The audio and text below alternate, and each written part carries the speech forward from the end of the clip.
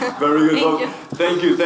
Thank you very much, and thank you for having me at this event. And as I was gathering my thoughts about the topic, I was asked to make a few remarks on how do we engage with the younger generation, and how do we make politics again more relevant for the younger kids that were very well described in the previous generation.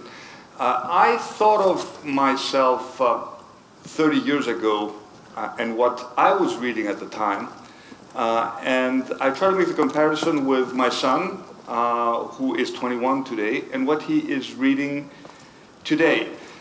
Back in 1989, probably many of you remember that a lot of the public discussion after the fall of the Berlin Wall was dominated by an essay written by Francis Fukuyama with the title The End of History. And that was the whole thesis that after the collapse of the Soviet Union, there is a new liberal order that will dominate global politics. It was a time when we placed great belief in globalization, free trade, and the growth that would come from these massive and important changes. 30 years later, the book that was written by Francis Fukuyama a few years ago, which my son is actually reading, is entitled Identity. It's quite an interesting change if you think about it, how the younger generation is now more focused on issues such as community building, on actually belonging to a community, whether it's big or whether it's small. And a lot of the hypotheses that dominated the public debate when we were growing up are no longer relevant. This means that when we think about the younger generation, we cannot think about engaging with them by looking at the younger generation through the lens of our younger selves. We really have to understand what it is that young people care about, what are their priorities, how they view civic engagement in general. And if I look at young people in my country, there are three things that really stand out as being particularly important that need to be addressed by policymakers. The first is the environment. No matter how you measure it, no matter what questions you ask at the global level, but also in my country, the number one priority for the younger generation today is climate change and the protection of the environment. The second thing that the youth really cares about is this whole concept of global inequalities, of the inequalities that were created from this wave of globalization.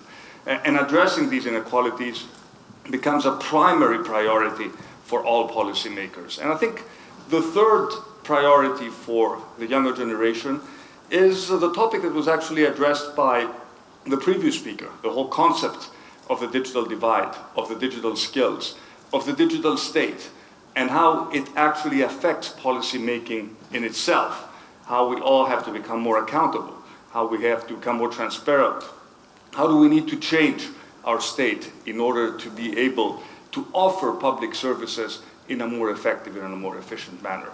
So I think that unless, as policymakers, we address these critical challenges, we will fail to engage with the younger generation. And as the main center-right party, the main political family in Europe, we will miss a bigger opportunity, and we will give more breathing space to the populists who actually feed on raw emotions rather than on concrete policy. So these are the real issues that need to be addressed by policymakers.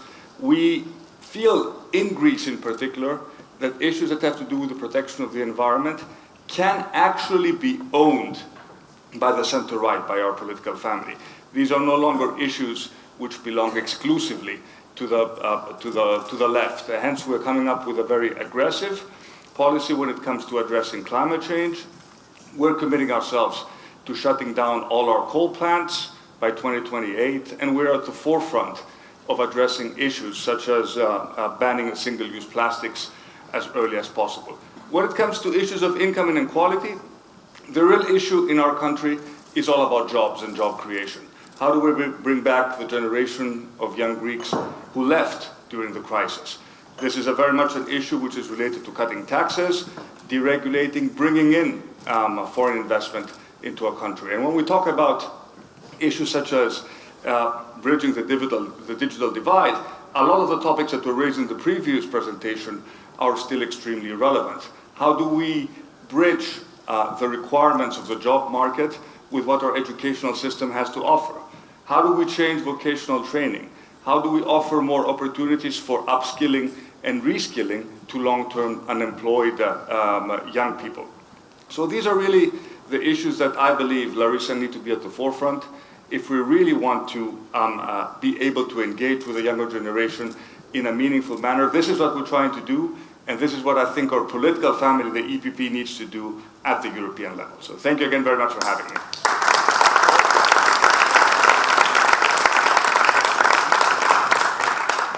Thank you very much, Prime Minister, and thank you for presenting us these topics, very relevant for the youth, that actually we can find it also in our youth commitments. So it fits together perfectly with our EPP youth commitments. Now, this is a unique opportunity for you to ask a question to the Prime Minister of Greece. So let's see if we have any questions in the audience. Please, we have there a question. Hello? Let me move a little bit out of the spotlight so I can see you. Yeah. Thank you. Marko Pavic, Minister of Regional Development and EU Funds, Croatia. Croatia was one of the countries, also with Greece and Italy, with highest unemployment rate. We managed to build up active labor measures and youth guarantee.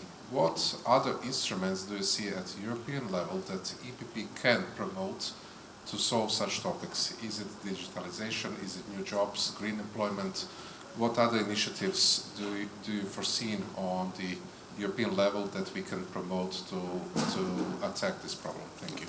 I think for me the biggest challenge is to make sure that we can have sustainable growth at the European level.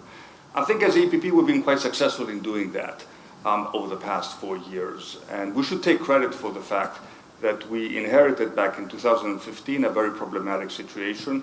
And overall, the European economies have grown handsomely over the past 4 years, and we have actually created millions of new jobs. So this momentum needs to be sustained. But I am particularly concerned in terms of making sure that we bridge the digital skills gap and that we address this new cleavage that is actually created amongst our societies, that separates those who feel that they can participate in an economy that thrives on technological change and those who are clearly left behind in this big revolution. For example, in Greece we have lots of university graduates with degrees in chemistry, mathematics, and physics. In the past, all these people aspired to become high school professors. Right now, there are clearly not enough jobs available in that capacity. So the real challenge for us is how do we take those people who have basic STEM skills and how do we retrain them in order to offer them opportunities to participate in the new digital economy. So as much as it is a question in my country of attracting capital, making sure that we have enough foreign direct investment coming in the country, it is equally a question of making sure that we have the human capital to support the growth that we need. Otherwise, we will be faced with challenges that also pertain to our demography. In Greece, what was a big problem during the crisis can turn to being a big source of comparative advantage. We have 400,000 skilled young Greeks who left the country over the past 10 years in search of a better employment. And these people would be willing to come back to the country provided they feel that the country is moving in the right direction. So I think that this is where we should be placing most of our emphasis, both at the domestic but also at the European level. Thank you very much, Prime Minister. Thank you very much. It was a pleasure having you here. Thank you very much. Thank you.